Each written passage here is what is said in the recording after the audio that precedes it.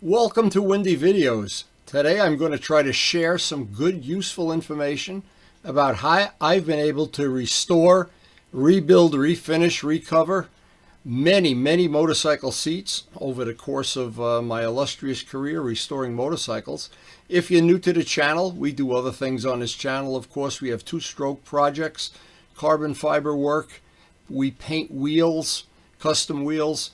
There's a big array of things that we do, mainly custom paint work. I'd say that's probably more than half of it. Polishing aluminum, polishing metal. It's all out on a channel.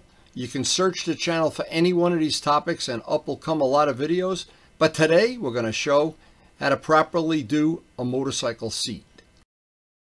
Now, restoring an old motorcycle seat to like new or even better than new condition, something we do in the shop all the time, and I have several seats to show as demos on this video.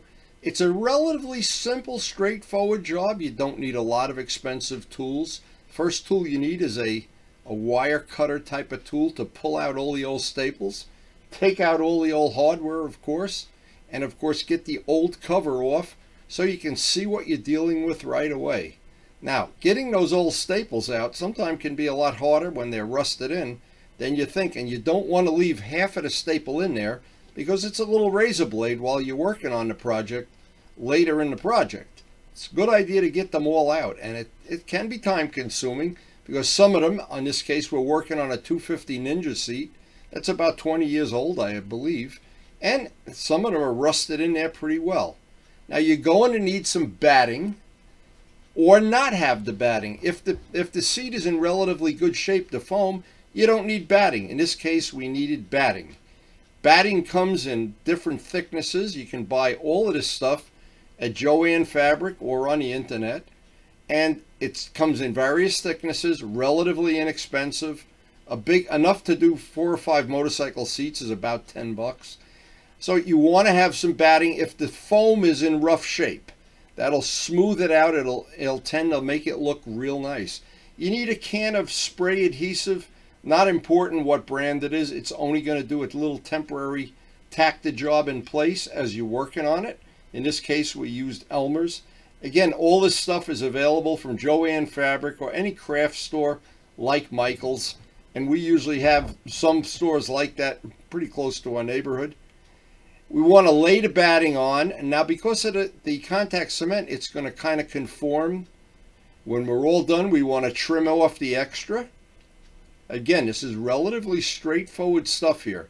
Nothing here, the thing to keep in mind, nothing here really difficult or really out of the skill set of an average backyard mechanic. Now, once I flip that over, I trim off the extra. I have a piece of the material. Vinyl comes in stretch vinyl and no stretch vinyl. You want the kind that stretches. And the kind that stretches, if you heat it, it gets very flexible. And it's very easy to learn the technique. If you're not familiar with using stretch vinyl, it can be intimidating in the beginning. But again, give yourself a little credit and a little time. All of the tricks that you need to know are on this video. You need an arrow type stapler, a very inexpensive tool, and heavy duty staples. Usually 3/8 and quarter will be fine. And you won't know until you go to staple it in which staples are going to work the best for you. Now, it's always a good idea to work in a warm, sharp environment or warm the vinyl up. In this case, we've got about a 70-degree temperature in the shop. Tack it in on one side, and the first part of this is pretty easy. Pull the other side over, and you can trim it before or after. It doesn't really matter. But you want to get it stretched from side to side. Trimming it relatively easy. Again, no part of this is rocket science. And you want to always, each time you do this, put a little stretch on it. Put a little stretch. Push the nose of the stapler up into the part. As you do this, you'll get a feel for how this material is going to stretch. Right about now, at this point in the job, you're starting to think, oh, I'll never get those wrinkles out. Oh my God, because if this is the first time you've done this, it can be intimidating. Now, you want to get as much of the material off as you don't need because extra material just gets in your way, but don't make it so small you can't pull on the ends. things that always help at this point in the job is keeping the vinyl warm.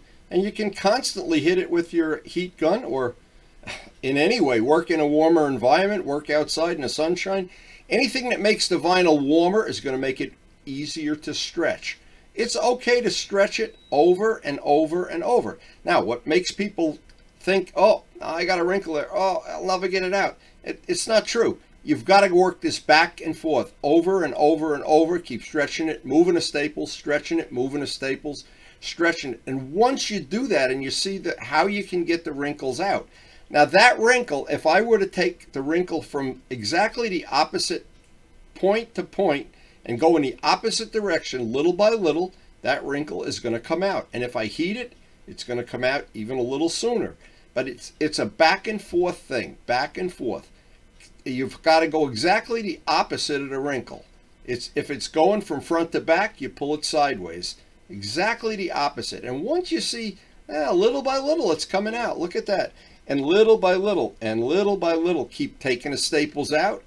Take the nose of the stapler and stretch it. Take the staples out. Take 2 or 3 out at a time, stretch it. 2 or 3 out at a time, stretch it. And always go against the wrinkle. Exactly the opposite of the wrinkle. We'll get that wrinkle out, and little by little, and once you've seen that you can do this, boy, this changes everything. And now, and anybody that's been in the shop and seen how I've done it, and I'm certainly not a rocket scientist about this, but I can do it well enough that I've restored many, many motorcycle seats. And you can buy these covers that are pre-fit, but they're pricey. The material is about $10 to $15 for enough to do 2 or 3 motorcycle seats. All of the tools, you just keep stretching it. Tools are inexpensive. And the thing is, if you buy a yard of fabric and you screw up the first one or wrinkle it or rip it or whatever, just start over again. This whole job should take about an hour. And the second or the third time you do it, even sooner. If you have a helper, see now what I'm doing, I'm pushing the nose of the stapler right up against and stretching it all around the whole perimeter. Stretching it like you do a canvas for a piece of artwork. And take out a few staples, take out a few, 4, 5, 6, how many, and get the stapler out and just put the nose of that stapler, heat it up a little where you want the wrinkle to go away. The heat, this is a heat gun, but you can use a hair dryer too. And now take the nose of the stapler, put some tension on it, press it in. Right away, right here is where it's really nice if you have a helper or somebody that can help you. But what's going to happen is little by little by little, and you need to be patient. The heat helps it. And when you think you've got all the wrinkles out, what's a good idea? Go put it on the dashboard of your car on a bright sunny day, because the heat will let the whole seat, it'll be heated all at once, and it'll conform to that shape, and a lot of the little wrinkles will go away by themselves. And so here we are. We got up to this point now.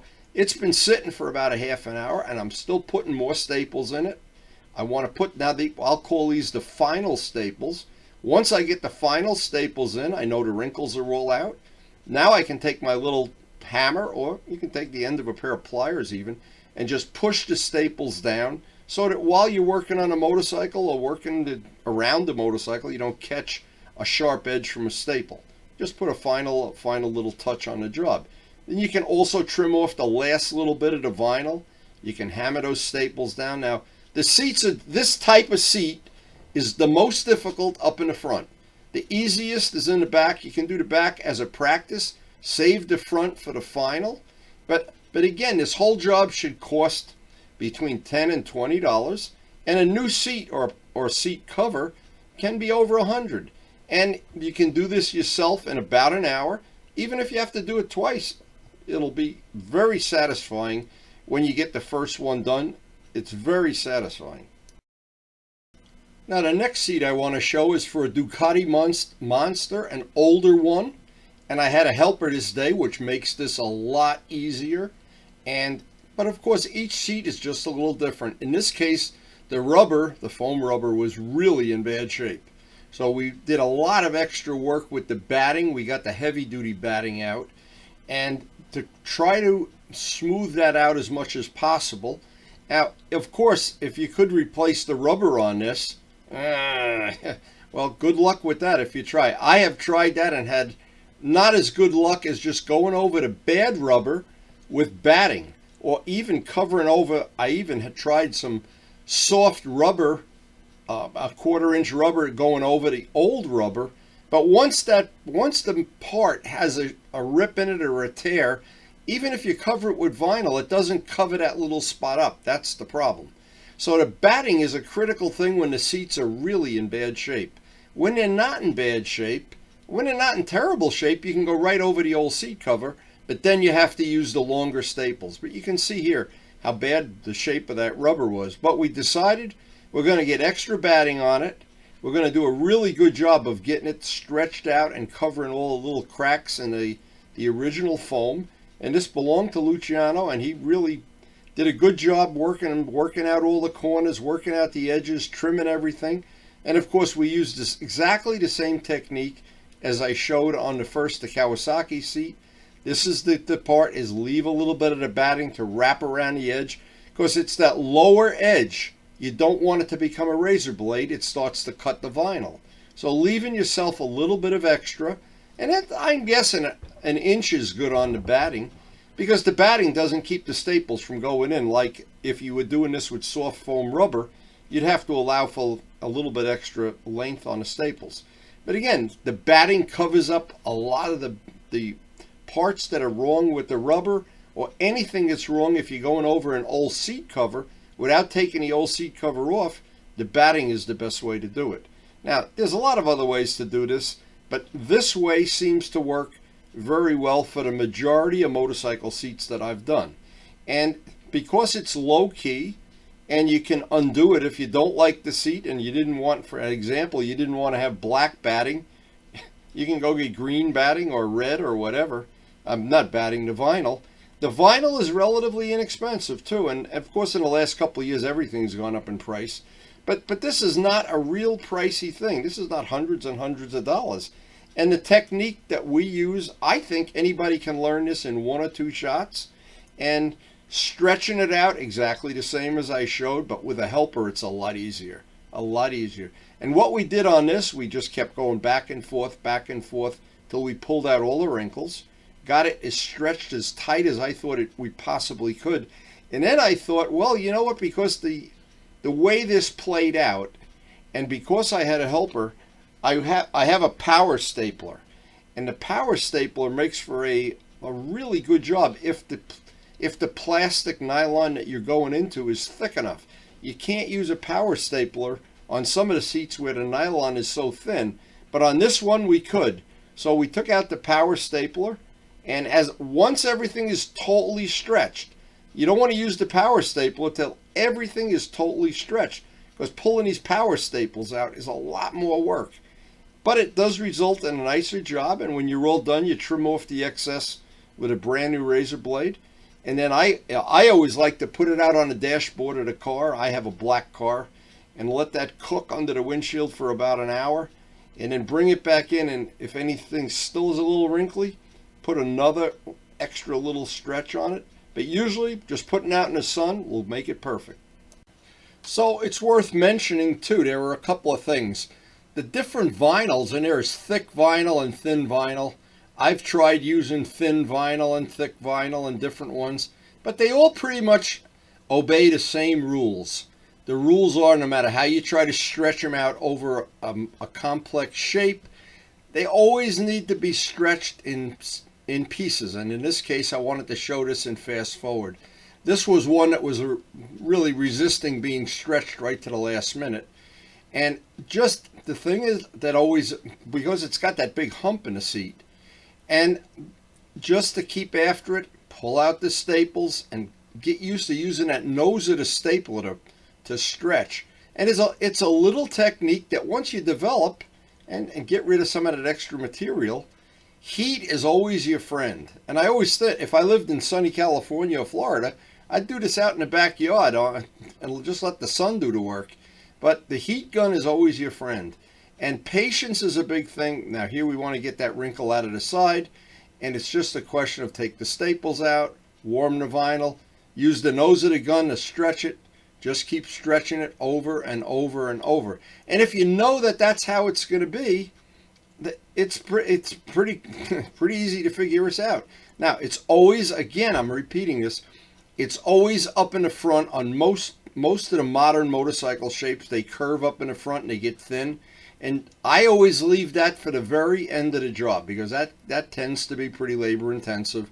Get the staples in there, get them over and over and over, and let the vinyl kind of conform, heat it a few times, and look for any wrinkles, because at the end, the wrinkles get smaller and smaller and smaller. And then if you have that technique that if the wrinkle is side to side, you pull it front to back. If it's front to back, you pull it side to side. Getting used to, I call it reading a wrinkle. You look at a wrinkle and you can figure out where it's got to be stretched. And people, I guess, that do professional upholstery work all day long, they can do this in their sleep. But for me, I got to think about it a little bit. And I have not had any problem using even the thick vinyl or the thin vinyl, and both of them will work. But the heat is the big thing. And especially, I would say this again, if you buy the thicker of the two vinyls, the heat is really your friend. And at the end of it, if you can, if it's appropriate, and the nylon seat base is thick enough, you can go around it with the power staples. I've done that to several jobs. But if you don't do it, nothing bad happens. Then you can use that seat and tack with the tack hammer, push the staples in the last little bit, and let that seat sit out in the hot sun. Let it sit out there on the bike for a couple hours. Now, this was a seat where the rubber looks like it's got water damage up in the front, but there was no damage to the shape. So I thought I'll try doing this one without the batting. And it even had the rubber that goes around the front lip that butts up against the tank was not in bad shape. And you can't go by looks. You got to go by feel to see if that rubber is deteriorated into like a cigarette ash or if it's still in good shape. In this case, it was. I just made sure it had no moisture in it before I did this. And I used a heavy grade of vinyl. This is the heaviest of the vinyl that they sell. I don't know how they measure it, but it's listed as heavy duty vinyl. And I am sure they use this for bar stools and stuff. But anyway, the technique is pretty much the same. And I thought I'd go through this and fast forward because there's so many parts of this job, they're just redundant. And the technique is very simple. I think if you went to apply for a job and you were going to learn how to do this for a living, say, in the first day you'd be covering, not the first day, by lunchtime, you'd be covering seats pretty nice. But if somebody doesn't show you the technique of taking out the wrinkles, and you got to figure that out on your own, which basically is what I had to do, it can be time consuming. And I figured this out the hard way over many, many years of doing this. And I did some work for Karen on upholstery. I did some work for Art Conklin, restoring some old antique furniture. Kind of picked up the techniques, kind of tried to figure it out on the go. And in the end, what it did, it gave me the ability to do these motorcycle seats relatively efficiently. And I can do them in about an hour now, one right after another. And when I have a helper, Luciano comes over, or Turbo Steve, I can do them even quicker. Now, I tried on this one, I thought I'd show this, to split the vinyl up in the front here, just because there was so much material there and that tab is in the way. And it just got to be cumbersome working up there with all the vinyl. But that actually did work pretty well. And just don't let the split get too close to the lip, too close to the top, or the vinyl would probably have a tendency to split. And when you're all done, make sure the staples aren't coming through the front of the vinyl, or through the front of the plastic, I mean. But here you go. Now, this is the typical big wrinkle, same technique, heat gun, stretch it. Heat gun, stretch it. Take the circles out, take the staples out. Hey, you got half of it out. You got most of it out. The wrinkles on the side, when they're going top to bottom, you got to pull them side to side. And it's a question of, I really think if they watch this video or any of these videos, I posted several of these in the past. I think once you have the ABCs of how to do this, and you have an old bike collection, and the seats need to be redone, it's not a big deal to do it. And because that rubber was in good shape, the whole edge of this project worked out just perfect. There wasn't any chance that was going to rip or split. But now you can see all around the edge here, I'm going to want to double staple that. I don't want to double staple it while I'm pulling staples out and putting them back in. But I'm looking for any place I can pull out a few staples, tighten it up. Use the nose of the stapler and stretch it. Warm the vinyl up a little bit, stretch it. And at some point in time, that vinyl really does conform. That's the magic of doing this. And then if you were working, and I'm thinking this could possibly happen if you were in on a bright sunny day outside on the hood of a black car doing this or something, where you had a lot of heat, you're in the 90s or whatever, that vinyl would conform so easily. Oh my God. Or what would even be wonderful if you had a heat lamp like they have in fast food places to warm hamburgers, and you could have it hanging. I don't do enough of it that it pays to make that kind of a setup, but anything you can do to keep the vinyl warm. And again, with the staples, I use 3/8 and quarter. And at the very end here, I've got all the wrinkles out, and I'm just double and triple stapling anywhere I can. And when you get a factory job, you wind up, they have maybe 75, 100 staples holding it in. I usually use 5 times that amount because I don't want that coming up for any reason, coming out.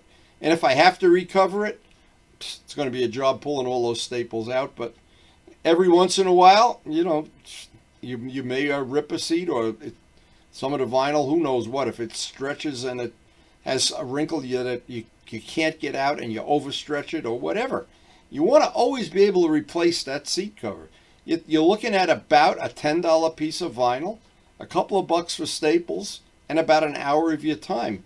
And if you're not intimidated to do this, and I don't think anybody should be, I think you'll have real good luck whether you use any of the methods I've shown, using the batting, using no batting, or going over the old original seat. As long as that rubber is in half decent shape and doesn't have any big giant defects in it, I think you'll have the best luck possible. Now, if you're new to our channel, we try to post something up almost every day, motorcycle related, whether we're doing restorations, going on rides, going to meetups, hanging out with our friends, or just playing oogle and motorcycles, or doing things like this, recovering seats. The videos out on the channel basically all deal with something motorcycle related. There are some other ones that may be interesting, but there's over 2,500 right now. And you can search that channel for any topic you might find interesting, and there might be something out there. There is a lot of stuff out there. And these seat cover things are one of the most popular. And polishing engines, it tends to be another real popular one. And the biggest one of all, the paintwork that we do. So hopefully you'll have good luck with your project, and hopefully the information on this video has been useful. Thank you guys so much for watching.